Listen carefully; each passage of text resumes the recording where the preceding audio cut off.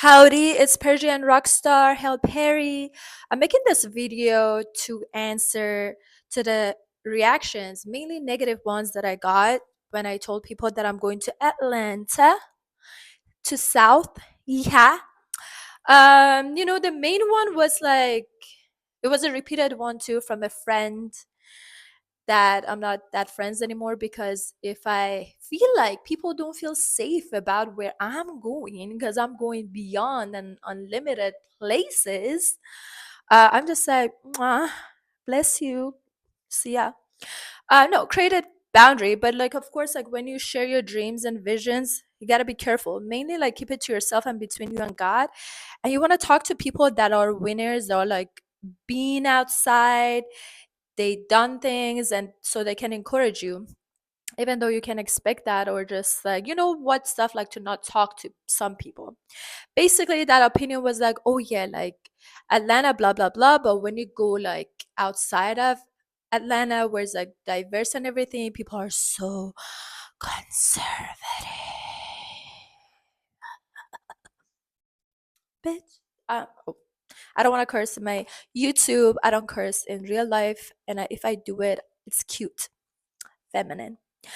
Um, I was born and raised in Iran. I think when I say that, I hope people get what I'm saying. Like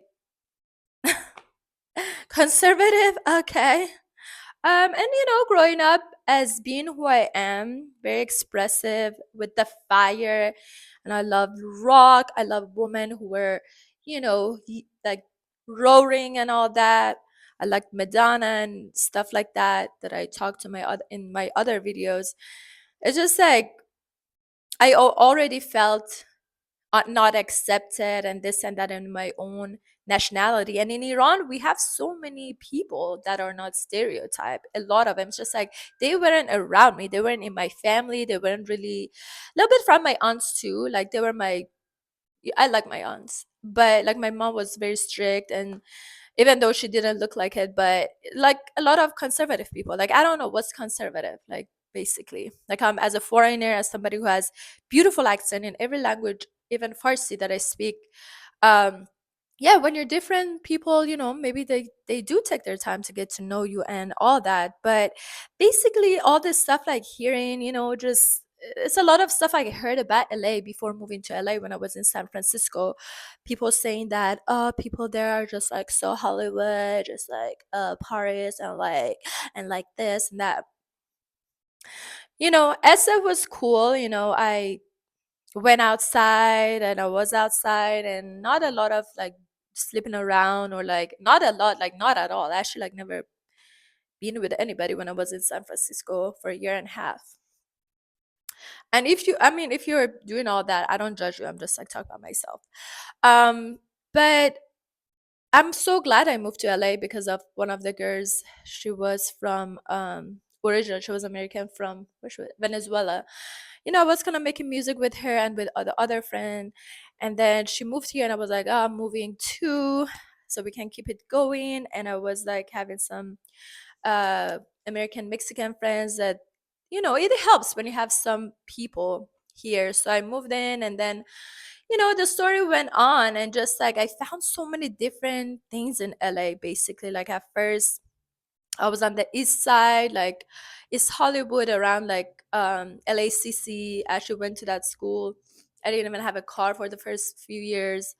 um and I dated this guy that who was like an old school producer, rock, and I was just like more around those kind of people, more white people, and just like rock and roll and this and that. But those era of me was like very I was like very still to myself, naive. Like this girl like had a big dream. I had this dream of becoming this like woman who's like outside, is bold, and she's rock and roll.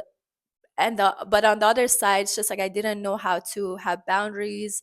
I was too, I don't know, shy, or let's say, or even still I'm so much better, but still can be hard to just have confrontation. For example, if the producer was flaky, or I would just like going back to it until I didn't want to, and I would just not work with anybody else. That's why I had a big gap, couple years of not working really on music with anybody, or just not going to networking events. I have this thing of like isolation that comes from my childhood, because basically, yeah, just like now I see if something doesn't work, just go to next experiment.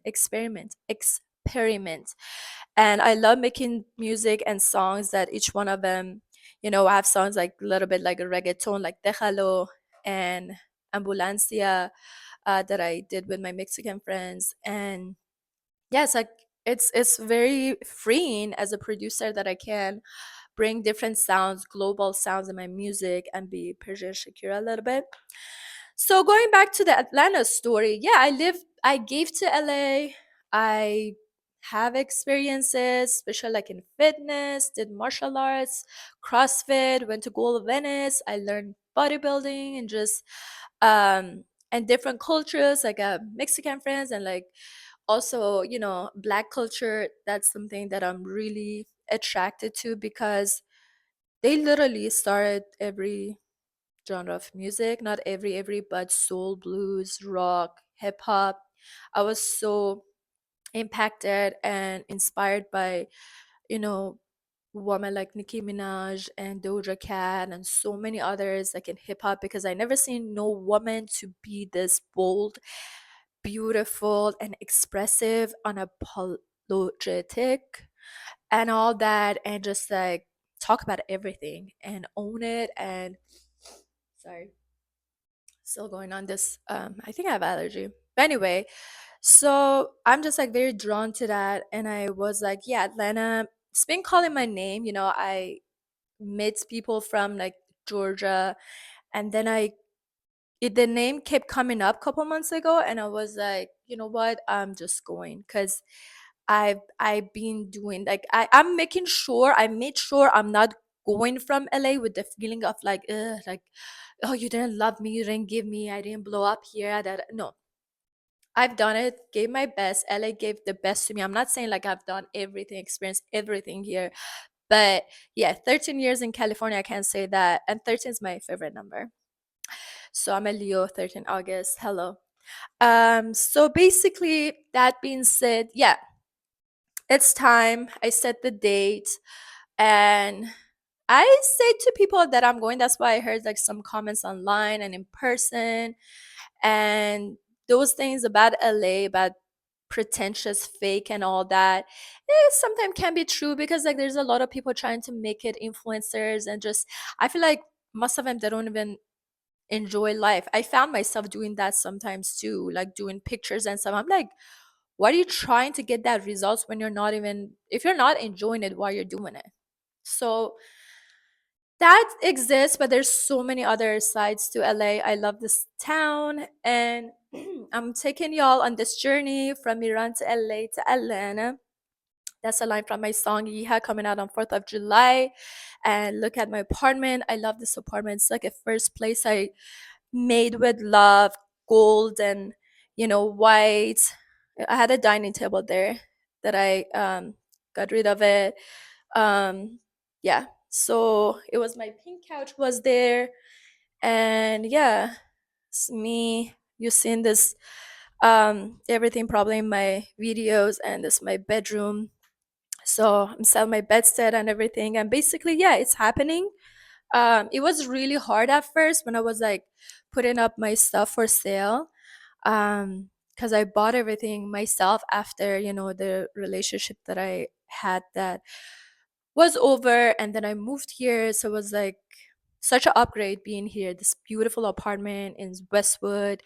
And my apartment was my safe place. Every time I got home from work and everything, I was just so grateful to have the space. And one thing I know for sure that happened in my life, every time I moved, every time I made this choice of going away, even if it was like area to area, city to another city, my life got improved. And why? I feel like, of course, it's my presence with God, and also believing that everything is always working out for me. Peace and love. Stay tuned. And yeah, let's see. I'm gonna have more videos getting ready for Atlanta, and of course, once I land there, we'll discover a lot.